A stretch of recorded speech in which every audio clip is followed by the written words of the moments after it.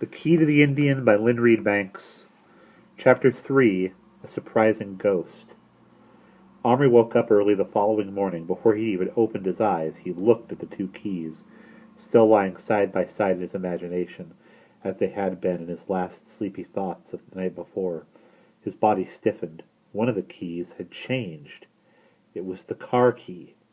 He'd often seen it in reality, hanging in a box filled with little hooks inside the front door of the cottage, where his father and mother always hung it as soon as they came in for driving, so it wouldn't get lost.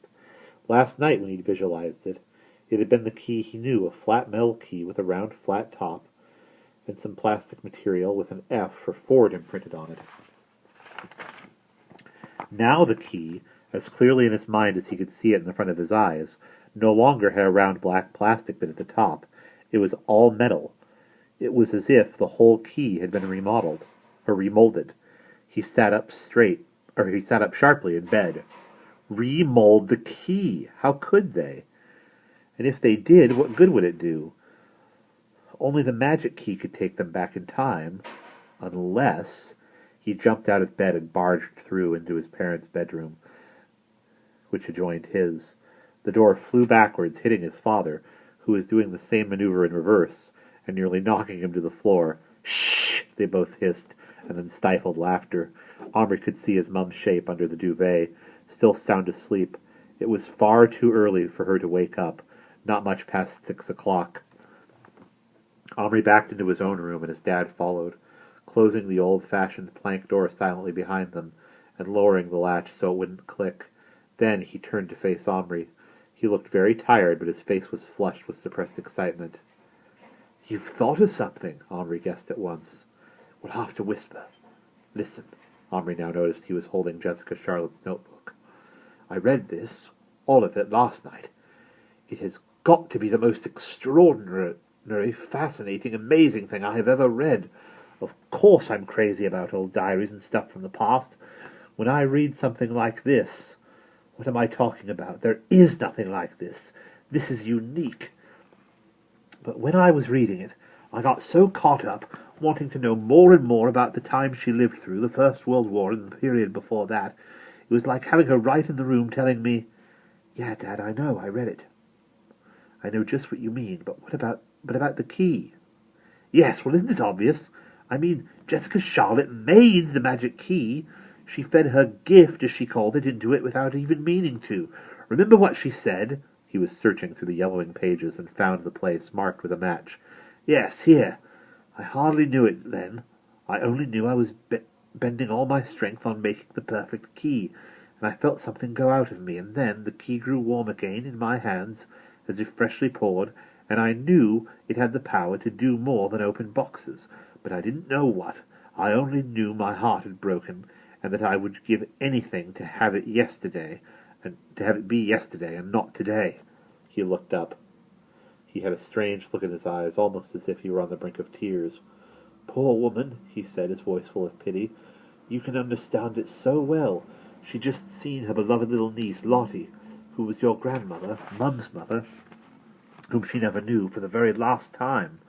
She must have been full of bitterness and sorrow and anger against her sister for saying, well, implying that she wasn't good enough to be with that little girl she loved more than anyone in the world. You know what I figured out, Om? If a person has any sort of magic gift, it gets more powerful the more strongly the person's feeling. Like a son, Frederick, putting magic into the cupboard because he was so angry about plastic ruining his toy business. Yeah, Dad, I read it, you know. Om, please don't be impatient. Let me work my way through this. You had days, maybe weeks, to read the account and digest it. I had it all in one go, and it's fairly knocked me sideways. I didn't sleep a single wink last night. Sorry, I didn't mean... No, it's okay, it's okay. Give me a sec and I'll cut to the chase. But his head was down. He was still turning the pages of the notebook. It's just I'm so utterly gobsmacked about Jessica Charlotte and her story. I've half forgotten about Little Bear. He looked at Omri. But yes, the key, it came to me. Now listen. If we could find a figure, a plastic toy, that might be Jessica Charlotte, I know it'd be difficult, but there can't be that many figures that look like her, and if we could bring her forward in time, to us. We might ask her to copy the car key for us. She can make magic, the way she did the other.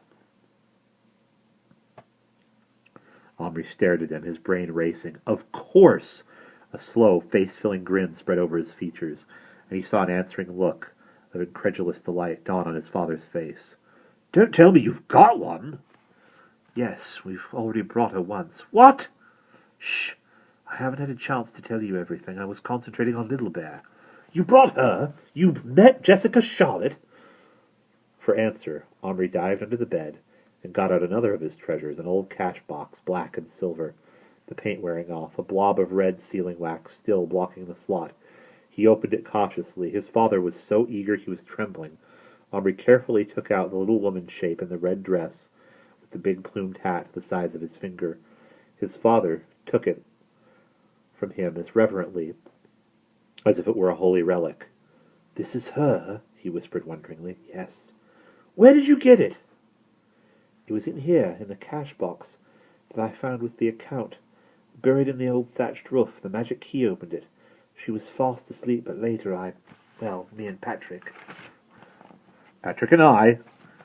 Yeah, well, she woke up and we decided, it was just before she was going to steal her sister's earrings, you know.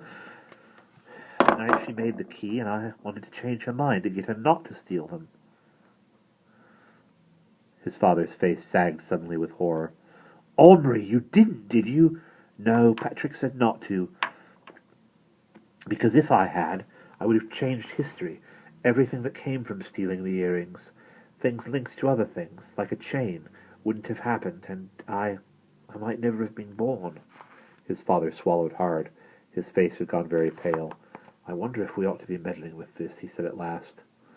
I wonder if we ought not to just put the key in the cupboard and the cash box and the account, the plastic figures and everything else safely away somewhere and just forget it. No, Dad, it's no use. I tried that. I did try. You know I did. I put the cupboard and key in the bank, and I swore I wouldn't take them out and mess about with the magic any more. But... You can't not somehow. I couldn't anyway. When I read the account, I just felt the magic calling me. His father was gazing at him with a very strange, troubled expression. Omri, you don't suppose... What?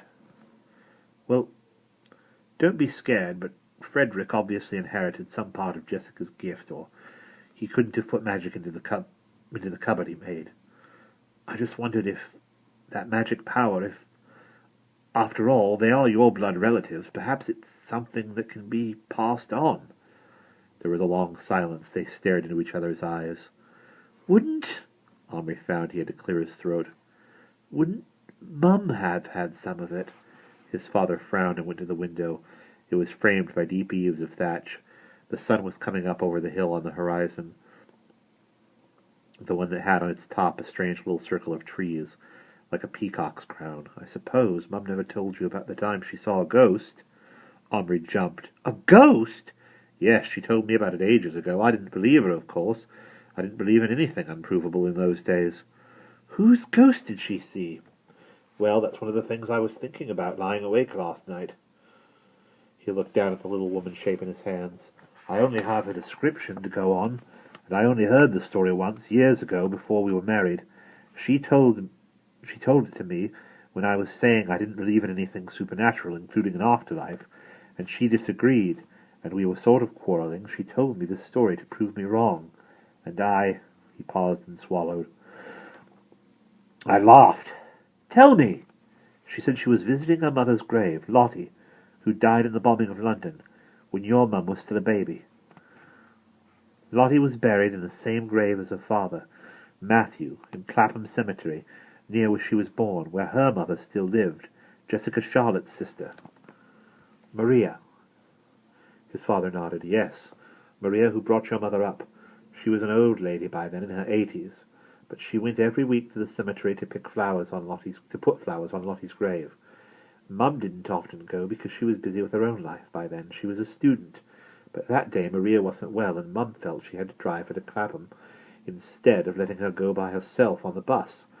Mum said she felt guilty about not taking her gran more often, but, you know, if you don't even remember the dead person, it's hard to visit a graveyard regularly. Anyway, they got there and bought some flowers at the gates, and the old lady filled a plastic bottle with water from a tap. Mum carried the things and held her grand's arm, and they walked to the grave. And then Mum gave the flowers to her gran, who knelt down by the grave. She was, taking out last week's flowers and arranging the new ones in the vase with the fresh water, and suddenly Mum saw someone standing beside her. Omri sat rigid. He felt as if ice water were trickling down his spine. He could see it in his mind's eye. He saw the whole scene as if it were being enacted in front of him. She could see her clearly, a woman in an old-fashioned long dress with her hair piled up on her head. There was a strong breeze blowing, but the woman's hair didn't stir. She was looking straight at Mum. Omri wanted to ask his dad to go on, but he felt frozen. Frozen in the scene. He hardly needed to ask. He saw. The woman was Jessica Charlotte. He took a step forward, and she took a step forward, nearer to the grave, looking all the time at the young girl standing on the other side of it. She put her hand. It was wearing a long black glove.